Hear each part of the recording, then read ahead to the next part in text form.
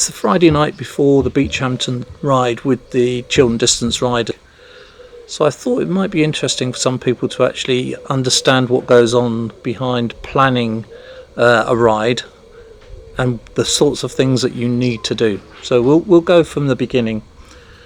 Most of the rides that Chiltern Distance Riders are doing at the moment have been done for a number of years, and therefore the maps that you need, the routes that you need, and the talkarounds that you need to guide people around the route are already in place and just need to be checked. But if you're planning a new ride, then there are a number of other things that you need to think about. Obviously you need a route, so you need to get maps out, actually look for bridleways, routes that you can use, and of course the prime thing is a venue. Now for the venue you need to think about parking. There needs to be enough parking for a number of vehicles, because there will be horse boxes and trailers for all the people that are actually attending, and preferably there would be toilet facilities, although those are not really necessary or essential. So once you've actually found a route, you need to actually get a map planned for it and write a talk around. Now the talk around will guide people around the route, so it needs to be clear and concise. So once you've done a map and you've got the talk around, you've confirmed the venue, you then need to actually contact the venue owner if you haven't done so already while you've been investigating the ride. And you then need to complete a risk assessment. The risk assessment is just a list of all the risks that may occur on a route. For instance, if you're going over a motorway bridge or something like that that could cause an incident. It's not a long document, but it just needs to be done.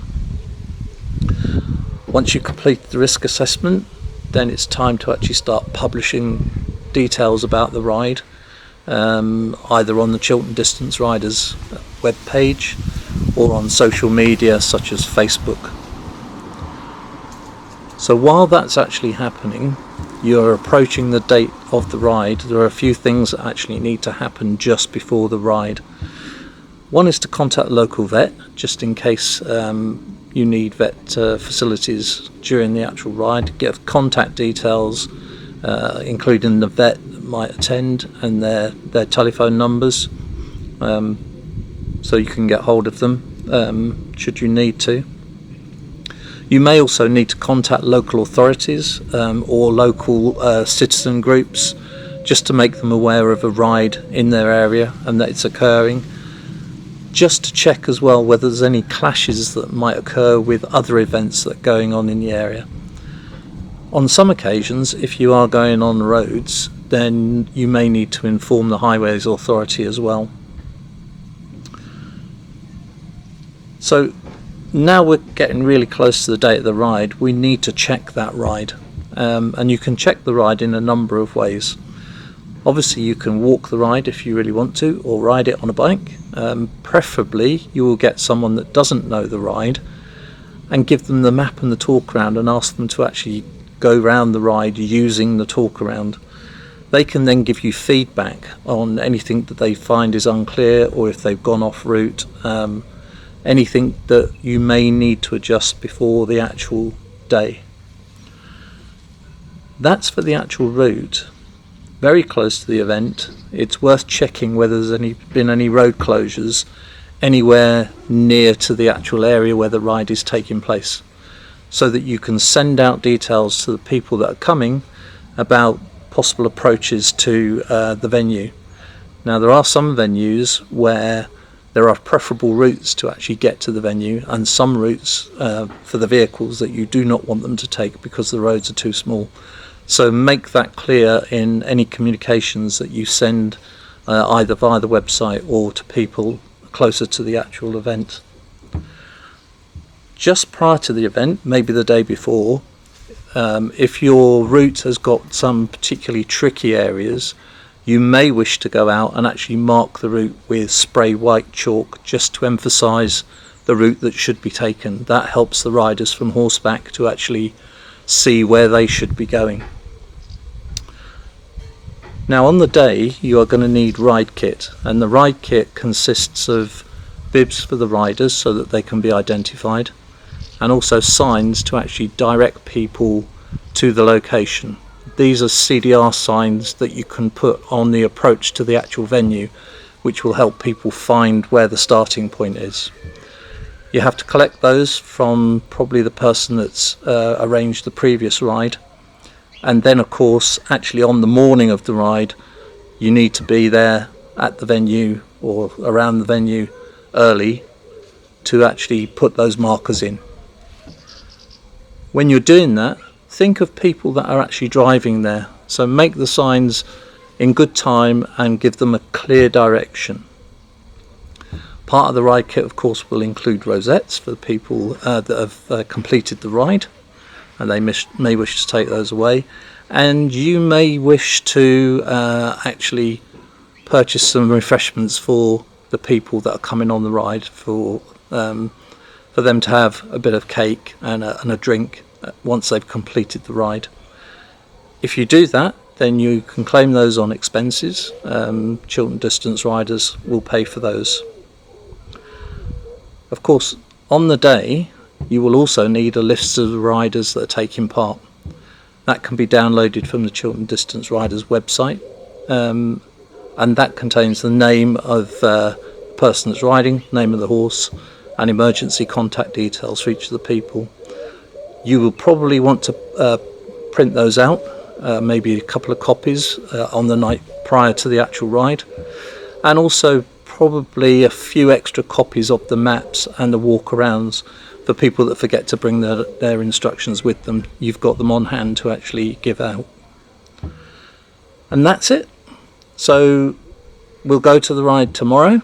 Julia's riding the Beachampton ride. It's one that's well known to us, so we'll come back tomorrow. Right, good morning. It's Saturday morning, the day of the ride. We're at the yard. It's actually quite a sensible time today. Normally the rides take place on a Sunday, but this one's a Saturday, and because it's quite local to us, we're here at the yard at about 7:30, so it's actually a very pleasant time to get up. Nice to see the morning. It's a lovely day here. It's blue sky, bit of cloud. Julia's just getting the horse ready, so we'll be off to the venue soon, and we'll see you then. So we're at the venue now, and I'm going to turn around just so you can see the actual signs that are put out for people that are actually coming to the event, and then we'll take a walk down to where we are. Unfortunately this morning we have had an incident with one of the riders, so one of the things that we did talk about was completing a risk assessment. Now no one's been hurt, the horse is fine, the rider's fine, but we do have to complete an accident report, and the accident report in this case just the horse went down, but the horse is fine, the rider is fine. That will get recorded, and that will be the end of it, hopefully. It shouldn't take long for them to recover. So we're going to take a quick walk into the field, and I'll show you the parking and how people actually organise themselves. So as you can see, parking at this venue is really good. We've got a field where people are parking. It's all been organised, and we've got the organisers down at the bottom of the field. One of the things that they have to do on these days is to hand out the bibs so that the riders can be identified. They then take the start time for each of the riders, so we can track the amount of time that they take to get around the course, and they hand out any maps or talk-arounds for people that forgot to bring their own. So all the riders are actually out now. It's 10:30 on a Saturday morning. First rider went out just before 9 o'clock, so we'll expect them back probably about 11 o'clock or just after, depending on whether they've done a short route or a long route. So normally 2 routes are offered at these rides. The short one is today about 10 miles. The longer one a little bit longer, obviously. I'm not sure exactly how much. So people state at the beginning of the ride when they're going out which ride they're going to do, so that we know roughly when to expect them back. Would expect the ride to finish probably by about lunchtime today, but as people come back we'll talk to them, offer some refreshments, because obviously, you know, it's an exercise, so people will need to take on board some fluid, and we'll see how things go from there. So catch back up in a while.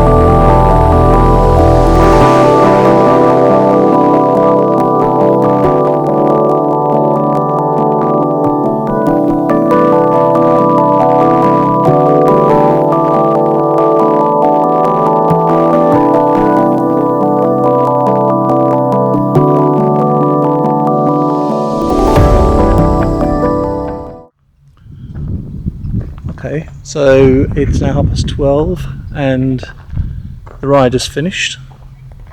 Everyone is back and safe. Like I say, today one minor incident which has gone in the accident log, but thankfully the horse wasn't hurt badly and the rider was perfectly fine.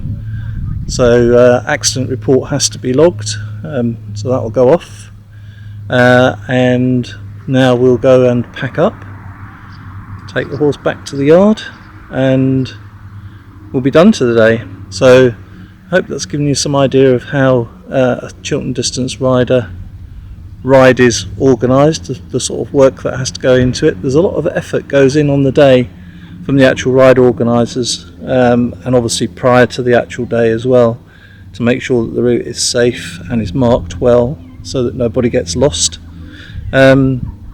Yeah, it's a great ride for everyone. So if you're interested in doing a ride, have a look at the Chiltern Distance Riders website, and look forward to seeing you at some point in the future.